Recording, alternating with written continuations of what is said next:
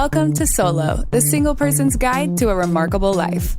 Your host, a behavioral scientist and bachelor, talks to leading experts and successful singles about living solo and living well. Travel more, make things, sleep in when you want to. Here's the playbook for the person who is unapologetically unattached. Now, please welcome Dr. Peter McGraw. Welcome to Solo, the single person's guide to a remarkable life. I'm Peter McGraw. Today's guest is, yes, I'm afraid so, it's me, again. But I had to do it. Let me explain. During the Alternative Forms of Marriage episode, I talked about how the magazine, The Atlantic, has a family section, which is, I quote, a hub for coverage of American life from the viewpoint of its most basic unit, that is, the family. Now, I would think that the most basic unit is the single individual, but no, not according to The Atlantic. Keeping with the magazine's family focus is a recent article by Arthur Brooks, a professor of practice of public leadership at the Harvard Kennedy School. He writes the How to Build a Life column. The goal of his column is as follows, and I quote, to find what matters and how to hold on to it at any age. It's about how to balance the competing demands of our time and build a life that feels whole. What can we do each day to increase our satisfaction and enjoyment of life? It will draw on social science, philosophy, history, and the arts to devise strategies for how people can surpass good enough and build a life that they truly want. Now, a recent article called Success Addicts Choose Being Special Over Being Happy caught my attention and caused me to subsequently tape this episode. So the title again is Success Addicts Choose Being Special Over Being Happy. Now, using the language of addiction, Brooks contends that the pursuit of success comes at the cost of relationships. And I think his argument is best summarized with the following passage. This is quoted from the article. But success also resembles addiction in its effect on human relationships. People sacrifice their links with others for their true love, success. They travel for business on anniversaries. They miss Little League games and recitals while working long hours. Some forego marriage for their careers, earning the appellation of being, quote-unquote, married to their work, even though a good relationship is more satisfying than any job. Okay, so what is there to respond to? Well, first of all, I want to say that I'm very disappointed with the premise of this article and that its focus on the family, as demonstrated by that passage, excludes millions of people, either those who are single, as I like to say, for now, or forever. And to accept the arguments that Brooks makes is really to accept the narrow range of values about what's important to do with your life and whom to do it with or not.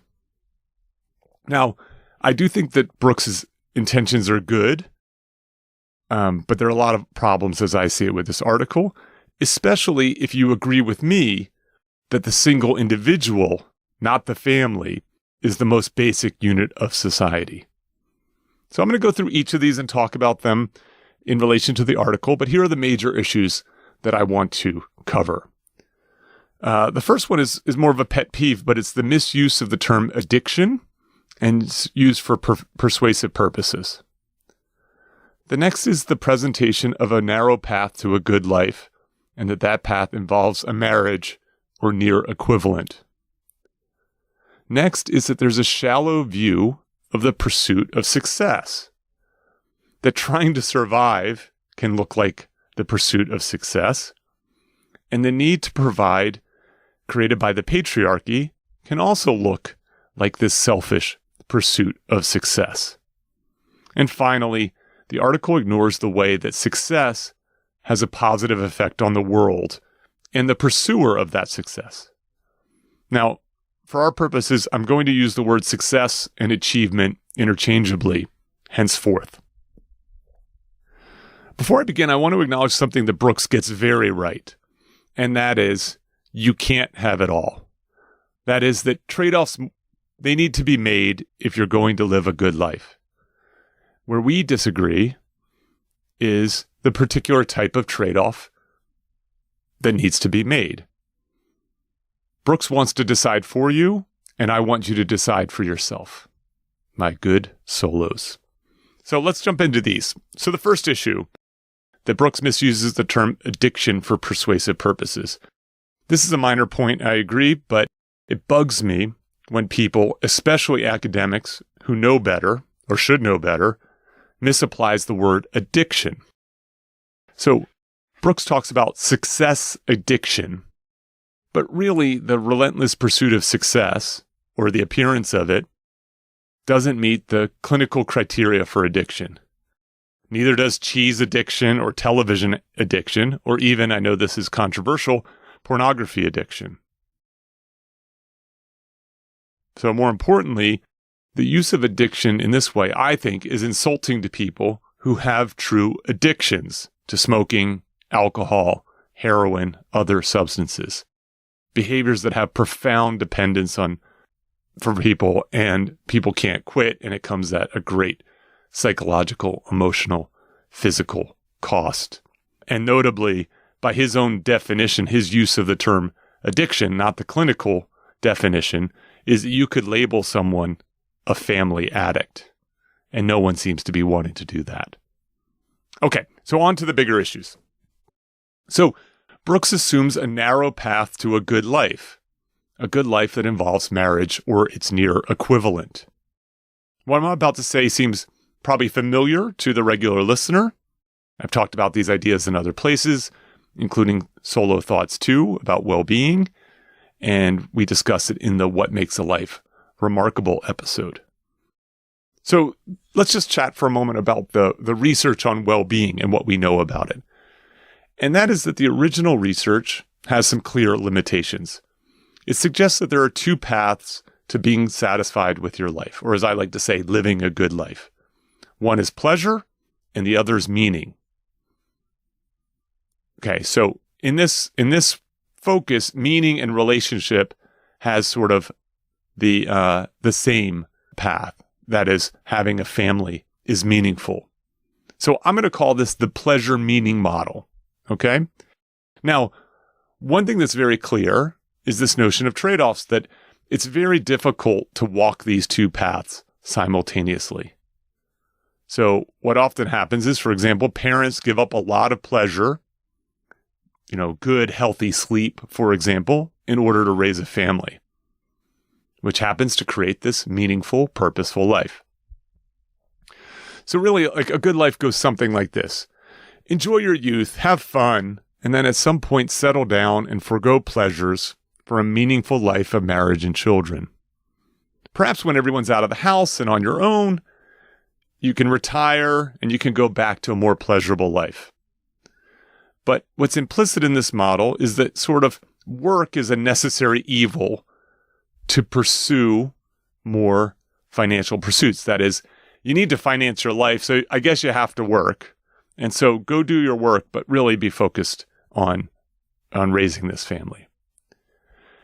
Now, more recent emerging scholarly work, spearheaded by Martin Seligman, suggests that there are many more opportunities to live a good life than just this pleasure-meaning distinction.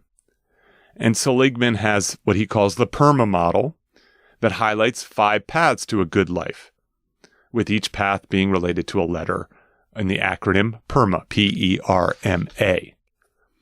So he acknowledges this pleasurable path in the acronym with the P, and this meaning path in the acronym M, but he has a separate path for relationships, R. And frankly, in this model, relationships don't have to be about marriage per se.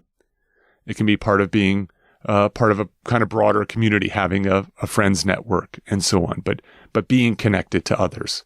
It doesn't have to be romantically. The PERMA model also adds engagement, E, the pursuit of flow. That is the kind of creative process of solving problems and the satisfaction that can come with that. And then finally, The last letter of the acronym A stands for achievement, what Brooks in the article calls the pursuit of success. Now, there's a lot of excellent elements to this model. First of all, it fits reality. That is, it fits the data. So when you look around the world at the many people who are deviating from the pleasure meaning paths, there's lots of them. Marketers use this term heterogeneity to describe the vast differences in value, needs, and beliefs that exist in the population. Essentially, people are diverse. They're diverse in what they want, what they believe, what they need. So, for example, the original well-being models, they don't fit this diversity pretty well. So, for example, an athlete or an entrepreneur or an artist who gives up a lot of pleasure to win gold medals, to build businesses, to make art. These are people who don't fit that original meaning model, that pleasure model, but work very nicely with the PERMA model, looking at either engagement or achievement or some combination thereof. I would argue these folks very often are living good lives. The next thing is that the model's value-free. That is, it doesn't suggest that one path is better than another. It just happens to be that it works if the path that you're walking happens to be the one that's good for you, that it fits. And so if you asked an Olympian to start a family at the stage where he or she is training for a gold medal, he or she would be deeply unhappy. They'd be walking a meaning relationship path when they want to be walking an achievement path. Moreover, if you asked a loner artist to get more involved in the community, he or she might be worse off, leaning into the R and lamenting the time away and the discomfort when they would rather be engaged in E, their artistic creative pursuits. They'd be worse off, not better off. Another thing that the model acknowledges, and I like a lot, is that the path to a good life can change depending on your stage of development. As I talked about earlier, kind of youthful pleasures may be giving way, transitioning into middle-age meaning. That is, that there are multiple paths within a life, not simultaneously, but sequentially. Just because you start one doesn't mean you can't do another. For example, a change in circumstance, becoming an empty nester or a widow, might turn to the arts. George Bush became a painter after his presidential retirement, whereas Obama still focuses on public service. You can think about this sort of as levers, like there's these 5 levers, but you can't pull all of them all at the same time. I'm guessing that Brooks actually did this himself, where he pulled very hard on the achievement lever as a younger man.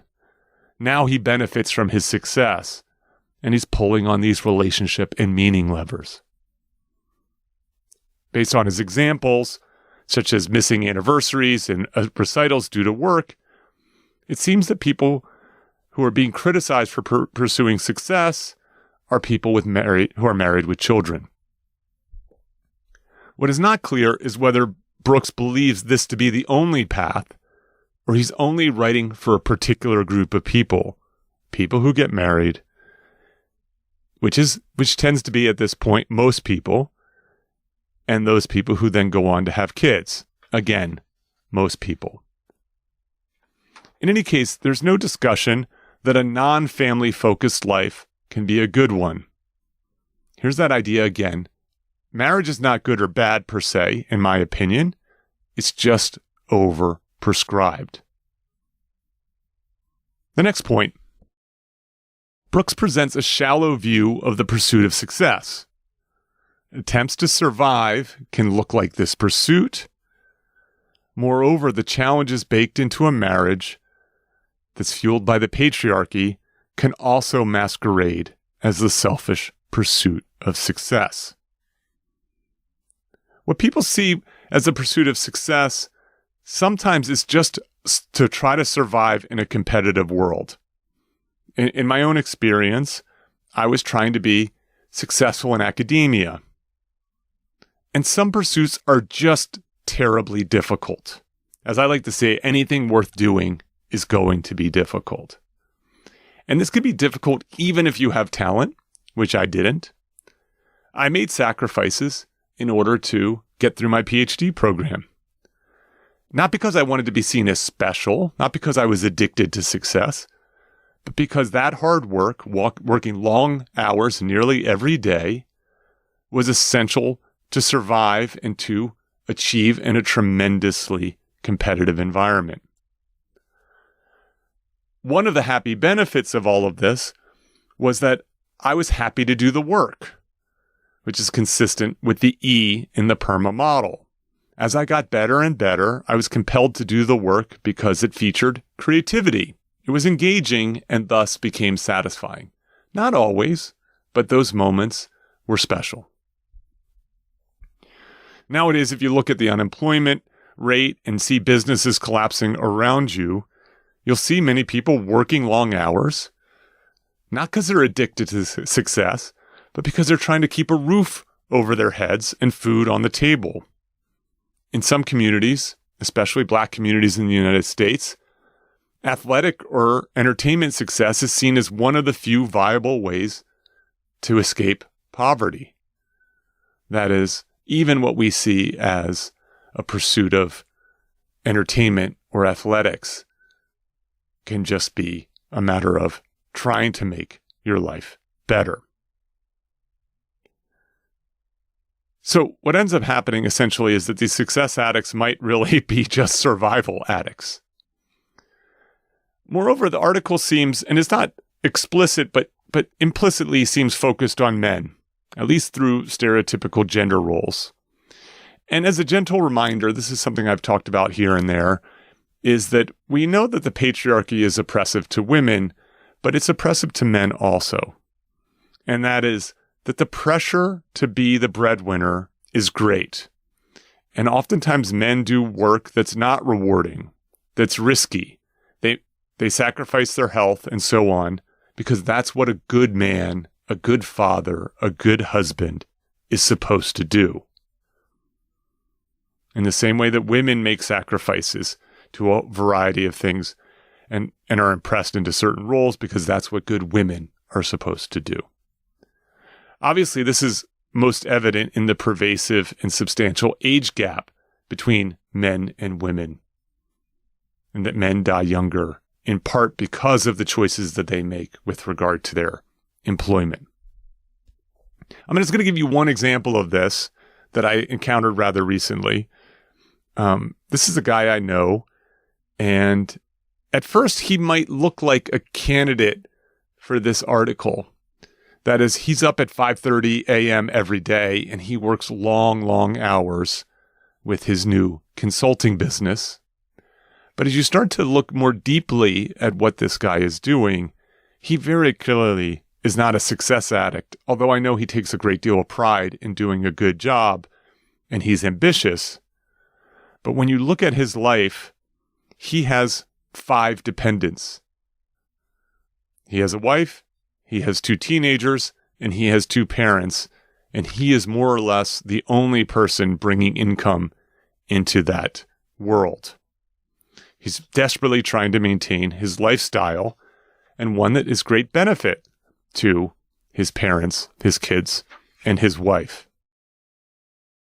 I saw him recently, and frankly, he looked exhausted. Now, is he pursuing success for himself, for his own reward, or is he pursuing it for his family? My hunch is it's nowadays more about the family than for him. Now, what could he do? Well, I guess he could scale back his work. He could downsize, could move into a smaller house, maybe into like a larger apartment. He could tell his kids, hey, listen, you guys are going to have to pay for college. But good news, Dad's going to be at dinner more often. And I can't help but wonder how that's going to be perceived. Will that be welcomed? I think either way, these guys are in a tough spot. Okay, last one. The perspective in the article ignores the success that has a positive effect on the world and the pursuer. So my point is the pursuit of achievement, even if it's done primarily for the person pursuing achievement, is not wholly selfish. That is, that success can make other people's lives better. Entrepreneurs build businesses that on balance make people's lives better. That's why they're willing to pay for those services, to pay for those products. So think what you want about Amazon, but the value that it creates is great. Think alone just about how much time it saved customers from standing in line. And really, frankly, we want people who have major endeavors like trying to cure cancer or create a COVID vaccine, or even people who bring joy to the world in the form of books, poetry, music. We want them to be able to work long hours in order to be successful because the fruits of their labor are so tremendously beneficial. It's so hard to do this that you might have to have a more of a singular focus. Moreover, I think that a focus on achievement can be connected to engagement. So in the article, Brooks referenced Sisyphus by arguing that most people never feel successful enough, that the high only lasts a day or two, and then it's on to the next goal. He describes this as a sort of hedonic treadmill where the pleasure of achievement gets adapted to, and then you're off to the next big task, off to the next big goal. Now, if you're not familiar with the story of Sisyphus, he's a mythological character punished by the gods by having to push a boulder up a hill, and yet when he reached the top, the boulder would roll back down. He'd walk back down and have to start over again. So the common parlance is to refer to a Sisyphean task, essentially one that is pointless or fruitless. Now, I'm glad that Brooks talks about Sisyphean tasks because I've been rather obsessed with Sisyphus and highly influenced by Albert Camus, who has written about this. And Camus has this really wonderful quote where he says, "The struggle itself towards the heights is enough to fill a man's heart. One must imagine Sisyphus happy." So in Camus' quote, my interpretation of this, at least, is it's not the achievement of the goal that matters, but rather it's the engaging process of achieving it. That is, we have to imagine Sisyphus finding a way to make pushing the boulder up the hill, the process, the thing that matters. I actually talk about this in depth in my book, Shtick to Business, about having a craftsperson mentality and the act of banging on a piece of metal in order to create a sword. Yeah, it's great when you're finished and you have a sword, but true craftspeople take pleasure in the banging. So basically, the process is the reward, and the outcome, as we like to say, is the icing. So Brooks concludes the article with 3 pieces of advice. And here they are, and let me deconstruct them with a more balanced focus that some people may be benefited from focusing on a family and other paths focused on something else, success being one of them. So he writes, "As you can tell, I deeply disagree with this idea. Sure, it works if you value family more than work. But if you're compelled by achievement and engagement, forgoing those things for a family doesn't make you happier. It's going to make you less happy. It might even make you resentful. But valuing achievement or engagement over family is still a taboo idea. So I think we should return to the PERMA model here, reminding you about the concepts I brought up earlier, and frame it not so much as an either-or between success and family, but the idea is that individual people can have different focuses, whatever you call it, depending on the path that's right for them. Okay, the second step, he says, and I quote, "The second step is to make amends for any relationship you've compromised in the name of success. Okay, so I find this as a fair point if a person is trying to make those trade-offs. I'd go further, however, and suggest that you talk with your family about what they want. Is it okay to move into a smaller house in exchange for more family time? Is it okay for dad or mom to take jobs that give them more time and less pay, and the kids pay for college on their own? This is about trade-offs. Okay, last step, I'll read it fully, is, quote, "The last step is to find the right metrics of success. In business, people often say, you are what you measure. If you measure yourself only by the worldly rewards of money, power, and prestige, you'll spend your life running on the hedonic treadmill and comparing yourself to others. I suggest better metrics in the inaugural How to Build a Life column, among them faith, family, and friendship. I also included work, but not work for the sake of outward achievement. Rather, it should be work that serves others and gives you a sense of personal meaning." Unquote. I think I can let that step stand because by now you probably can tell this advice is incomplete for the typical solo listener. So to summarize, I think this article, especially given its large platform, is a missed opportunity.